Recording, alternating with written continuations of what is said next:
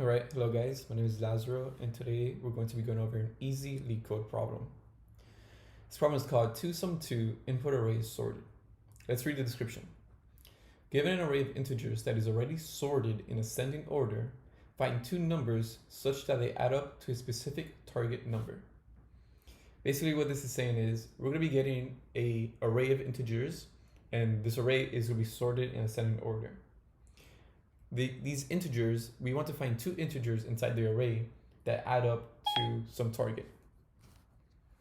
Cool. So let's continue reading. The function 2sum should return indices of the two numbers such that they add up to the target, where index 1 must be less than index 2. So this is kind of the format of the output they want. Instead of actually returning the numbers, they want us to return the index of the numbers. And then the first index should be less than the second index. Now there's a couple of things we should note here. Your return answers, both index 1 and index 2, are not zero based. What this means is in computer science notation, we start off counting an element inside an array at 0. We start off, let's say this array right here, 2, 7, 11, 15.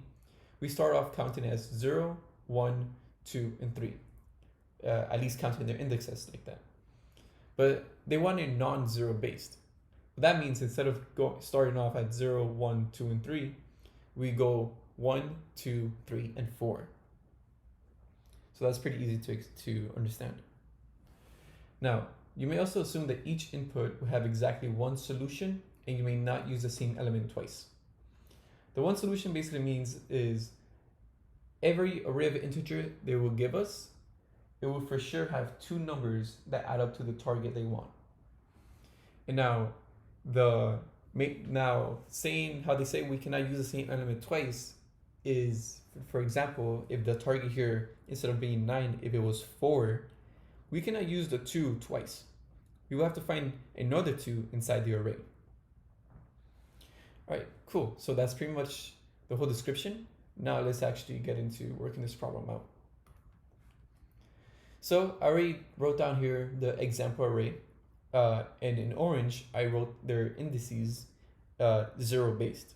So as you can see, I'm starting off at 0. I also wrote down the target to 9, so the correct answer is to be 2 and 7, but we're going to output it as 1 and 2. Why 1 and 2? Because if you guys remember, it said non-zero based. So instead of 0, we will have to do 0 plus 1. And instead of 1, we have to do 1 plus 1. This will give us 1, and then this will give us 2, which is our answer. Perfect. So now, there's a couple of ways of actually solving this question. Right here, I wrote down, I guess, titles of columns. So right here I have approaches, time complexity, and space complexity. Let's write down a couple of ways of solving this problem. The first approach is a nested for loop. Whoops. Okay, nested for loop. What this would do is it will stay at one element. So right now I'm on 2, and then it will search the array again, making sure it does not count the same element, the one we're currently on, and trying to find another one that adds up to the target. That's what that nested for loop would do. Now let's consider the time complexity and space complexity of this algorithm. Since we're going to be iterating over the array twice, we know that the time complexity is to be big O of n squared. Now, a benefit of this algorithm is that the space complexity will be constant. It will be big O of 1. This is already a red flag. We should know that n squared is pretty bad, and most of the times we can actually do better. So let's see another approach. Another approach would be using a hash map. The hash map would go over this array only once and keep track of the numbers they've seen. For example, the hash map would keep 2, and then it would track the index it's at. It's at 0. And then once we get to 7, we know that 9 minus 7 is going to be equal to 2. So we're going to need that too from somewhere. So what we're going to do is we're going to check the hash map. If we have a 2 in the hash map, we know that we also have 2 integers inside the array that add up to the target. From there, we just get the index of 2. So we get the value of 2 inside the hash map. In this case, is 0. And then we just return that value. So it's going to be 0 plus 1 plus the current index we're on, which in this case will be, if we're currently on 7, it will be 1 plus 1. And that will equal to 1 and 2, the correct output. So this does solve or question, it solves the problem. But now let's consider the time complexity and space complexity. The time complexity, since we're going to be going over this array only once, is going to be big O of n. The space complexity is going to be big O of n as well. This is because we're constructing a hash map, and that hash map will grow as the size of our array grows as well. So although time complexity wise, this hash map implementation is better, space complexity, it's worse. Well, not check mark, it's actually worse. Now let's consider another approach. Another approach would be using binary search.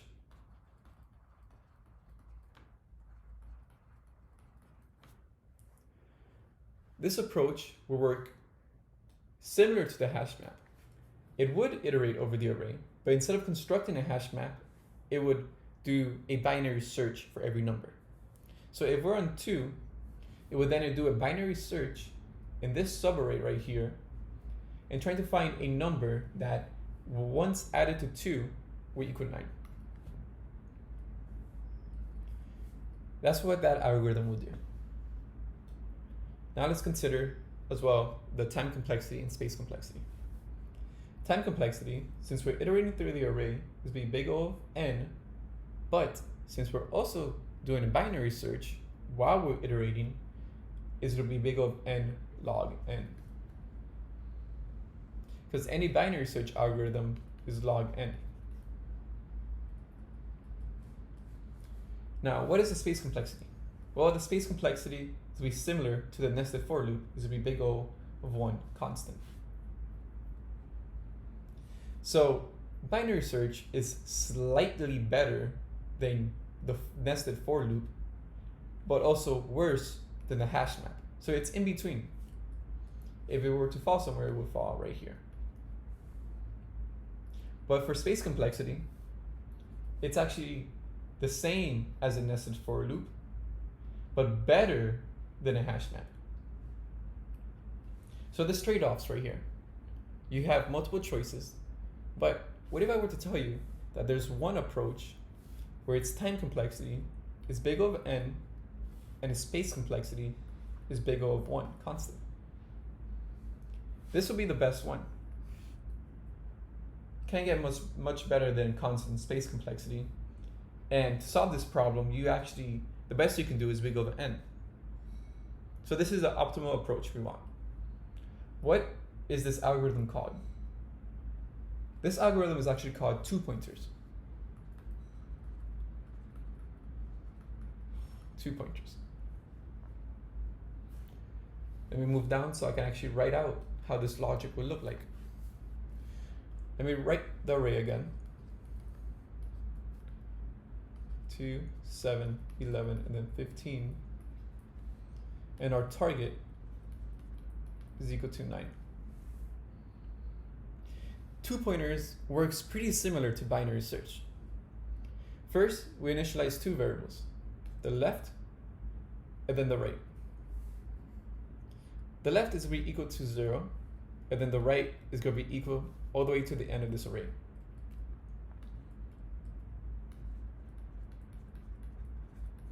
Now, just in case you guys aren't aware, I will be writing pseudocode, but it should be easy enough for you to transfer to your preferred language. So currently, our left pointer is right here, then our right pointer is right here. Now, we want to do a while loop, getting closer and closer to finding the two numbers that add up to our target. So let's write a while loop. This while loop is going to take a condition. And that condition is while left is less than right. If you've done binary search, you might have noticed how this is already a difference. In binary search, we usually do while left is less than or equal to right. But why didn't we do that here? Well, it's because if we look back to the problem, it says that you may not use the same element twice. So we don't want to give it the chance where they're equal to each other and it returns the same index. That's why we don't add the equal to. Now let me move further down. Inside this while loop, let's initialize two other variables. Num underscore left, which is the number at the left pointer. And then num underscore right, which is a number at the right pointer.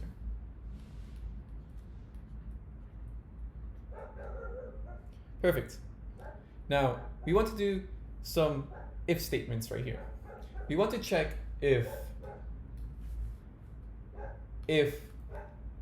num underscore left plus num underscore right, if this is equal to the target, then we return the indices. So we return left plus 1. And we're doing the plus 1 because if you recall, the problem said that both index 1 and index 2 are not 0 based. So we do L plus 1 and then right plus 1.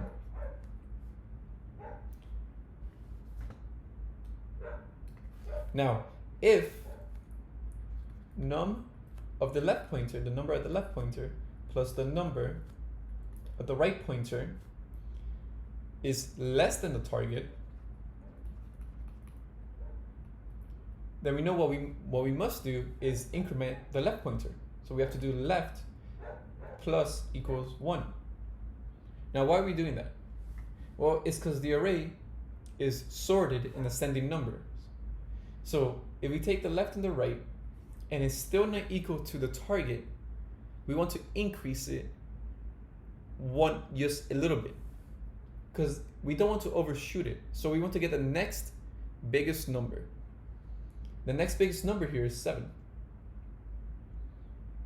So that's why we're doing the left plus equals 1. But that's if when you add them together, they're less than the target. What if they're greater than a target? If they're greater than a target, then what we need to change is the right pointer. We do minus equals 1. And this will actually solve the problem.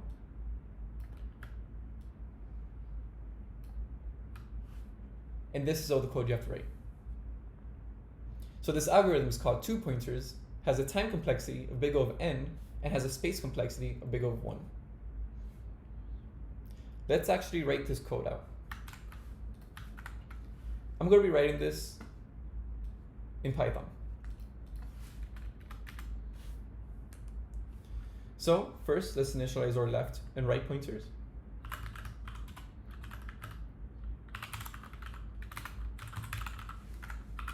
As you can see here, I did length of the numbers minus 1. And this is just because that's how Python operates. The length of the numbers, for example, here, for this example, would have given me 4. But since I'm going to be treating this right pointer as an index, 4 will be out of bounds. So I need to do the minus 1. So this is specific to Python. Now let's create our while loop. So while left is less than right, let's initialize our numbers at the left pointer.